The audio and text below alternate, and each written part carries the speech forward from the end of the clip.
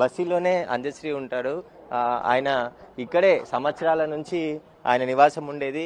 ఆయన చాలా చిన్న ఇంట్లో చాలా సాధారణ జీవితం గడుపుతున్నాడు. సొంత కారు కూడా తీసుకోలేదు, ఎందుకంటే ఎక్కడికి వెళ్ళాలన్నా బస్సులోనే ఆటోలోనే వెళ్తూ ఉంటాడు. అందశ్రీ ఇల్లు ఇది. అంటే గత కొన్ని సంవత్సరాల నుంచి ఆయన ఇదే నివాసంలో ఉంటున్నాడు. ఈరోజు కూడా ఇక్కడ నుండే ఉదయం 6 గంటలకు తీసుకొని వెళ్ళడం జరిగింది. సో మనం ఏదైతే పేద కుటుంబానికి సంబంధించిన నివాసం ఎలా ఉంటుందో అలాంటి జీవితమే ఇక్కడ అందశ్రీ గడిపేవాడు. ఈ 2 రూములు ఉన్నాయి. ఈరోజు ఇదే ఇంట్లో నుంచి అందశ్రీ అని గాంధీ హాస్పిటల్కి తీసుకెళ్లడం జరిగింది.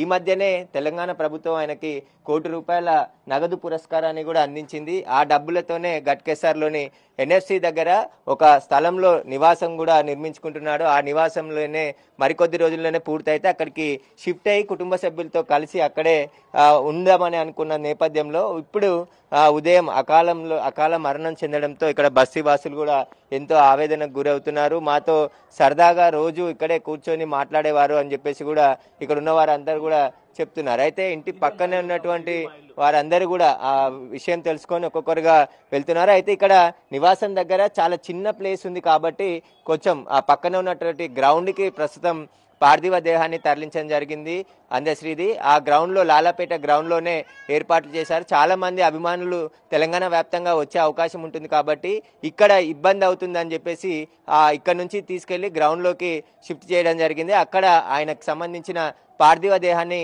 ఈరోజు సాయంత్రం వరకు ఉంచి గట్కేసర్లోని NFC వద్దకు సాయంత్రం తరలిస్తారు. రేపు ఉదయం తర్వాత NFC దగ్గర ఆయన అంత్యక్రియలు జరుగుతాయి.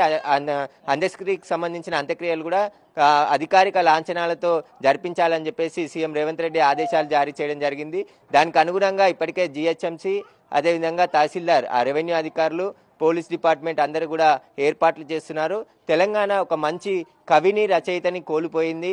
ఆయన గత ప్రభుత్వంలో తగిన గుర్తింపు ఇవ్వలేదు. అంటే ఆయన పాడిన పాట రాసిన పాటకి ఏదైతే తెలంగాణ జాతీయ గీతంగా ప్రకటించాలని చెప్పేసి చెప్పినప్పటికి కూడా కాలేదు. కానీ కాంగ్రెస్ ప్రభుత్వం వచ్చిన వెంటనే ఆయన పాటని గుర్తించి తెలంగాణ పాటగా గుర్తించడం జరిగింది. ప్రస్తుతం స్కూళ్ళల్లో కూడా ప్రతిరోజు ఉదయం జయ జయ హే తెలంగాణకు సంబంధించిన పాటని పాడిన తర్వాతే స్కూల్స్ ప్రారంభమవుతున్నాయి. చాలా ఆనందంగా ఉన్న సమయంలో హఠాత్తుగా అందశ్రీ చనిపోవడం విషాదం నింపిందని చెప్తున్నారు. లాలాపేటలో చిన్నప్పటి నుంచి వాళ్ళ పిల్లలు కూడా ఇక్కడే ప్రభుత్వ స్కూల్లో చదువుకునేవారు. స్కూల్కి సంబంధించి మొత్తం లాలాపేటతో చాలా సంబంధాలు అందశ్రీకి ఉండేవి. చిన్నప్పటి నుంచి ఆయన పిల్లలతో పాటు పెరిగిన స్నేహితులు కూడా పెద్ద సంఖ్యలో ఇక్కడ రావడం జరిగింది. లాలపేటకు సంబంధించిన బస్సీవాసులు కూడా ఉన్నారు. ఒకసారి మాట్లాడదాం.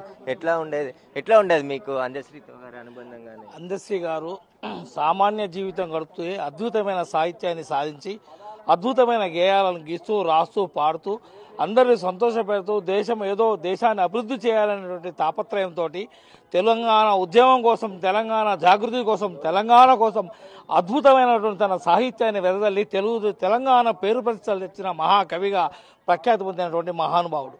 ఆయన సామాన్యంగా ఎవరితో చాలా శాంత స్వభావుడు. ఎవరితో కొట్లాడినట్టు కానీ, ఆవేశపడినట్టు కానీ, కోప్పడినట్టు కానీ ఎప్పుడు చిరునవ్వుతో నవ్వుతూ తన సాహిత్యాన్ని ప్రపంచవ్యాప్తంగా చేయాలనే ఉద్దేశంతో ఎప్పుడు తన సాహిత్య ధోరణిలోనే ఉండేవాడు. తన జీవితంలో మొత్తం ఇంట్లో ఉన్నా, ఎక్కడ ఉన్నా, కుటుంబంలో ఉన్నా ఆయన ఎప్పుడు 24 గంటలు సాహిత్య విలీనమైపోయి ఉండి సాహిత్యాన్ని చేస్తూ సాహిత్య అద్భుతంలో సేవ చేసుకున్నటువంటి మహానుభావుడు అందశ్రీ గారు. ఇక్కడే పుట్టి 30 సంవత్సరాలు ఉండగా మా ఇంటి పక్కనే ఉన్నాడు. ఆయన ఆ మిత్రుడు చాలా ప్రాణంగా చూసుకునేవాడు. ఆ కుటుంబంతో చాలా బాగా సన్నిహితంగా ఉండేవాడిని. అద్భుతంగా చూసినటువంటి ఆ మహానుభావుడు ఇలా దూరినందుకు బాధపడుతున్నాం దుఃఖంతో. మళ్ళీ కనరాడు అన్నట్టు గొప్ప కవి, తెలంగాణ సాహిత్య చరిత్రలోనే అద్వితీయమైనటువంటి తెలుగు సాహిత్యాన్ని వెదజల్లినటువంటి గొప్ప కవి అందశ్రీ తప్పితే వేరే కనరాడు అని తెలియజేస్తున్నాం. అందశ్రీ మాకు మార్నింగ్ ఇంతకుముందు పొద్దుగాల సడన్గా అకాల మరణం చెందిందంటే బాధపడ్డాము.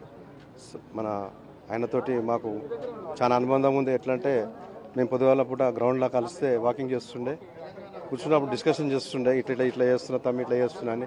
ఒక్కోసారి నాతో కూడా రాపిస్తుండే ఆయన, జర రాయి ఇది చేసినా గది చేసినా అని చెప్తుండే. ఆ సందర్భం ఆయనతో మనకు చొరవ ఉంది. ఆ విధంగా ఆయన మాకు రెగ్యులర్గా ఈయన ఎక్కుతుండే, రోజు దిగుతుండే పోతుండే, మేము చూస్తుండే కలుస్తుండే. కూడా ఈ మధ్యనే అన్నని ఒక్కసారి పలకరిస్తే మన కూడా అలా వారం కూడా పలకరిస్తే అన్న ఇంకెన్ని రోజులు ఉంటాయి పాత ఇంట్లో అడిగితే లేలే తమ్మి ఇల్లు తీసుకున్నా NFC నగర్లో గట్కేసర్లో కడుతున్నా, తొందరగా స్టార్ట్ అయింది, తొందరగా నా ఇంటికి పోయేది, మేము అందరం పిలుస్తా అన్నట్టు ఒక మాట అయితే మాతో అన్నాడు. ఆ రోజు ఈయన వాళ్ళ భార్య కూడా కలిసింది. అదే లాస్ట్ ఇక చివరి మాట. అదే ఆయన చనిపోయినందుకు తెలంగాణగా ఇప్పుడు మనకు తెలంగాణ గీతం ఆయన పేరు మీద ఉంది కాబట్టి మొత్తం యావత్ తెలంగాణ ప్రపంచం అంతా కూడా ఈరోజు దిగ్భ్రాంతి చెందుతుంది. అదేవిధంగా ఈ పాటను జాతీయ గీతంగా పెట్టినందుకు మన రేవంత్ రెడ్డి ప్రభుత్వం ఎంతో చొరవ తీసుకొని ఆయన మీద బాగా ప్రేమతోటి అన్ని ఆయనకు వరాలు కల్పించడం జరిగింది. అదేవిధంగా ఈరోజు నాకు గవర్నమెంట్ స్కూల్స్ కూడా సెలవు ప్రకటిస్తే బాగుంటుందని నేను కోరుకుంటున్నాను.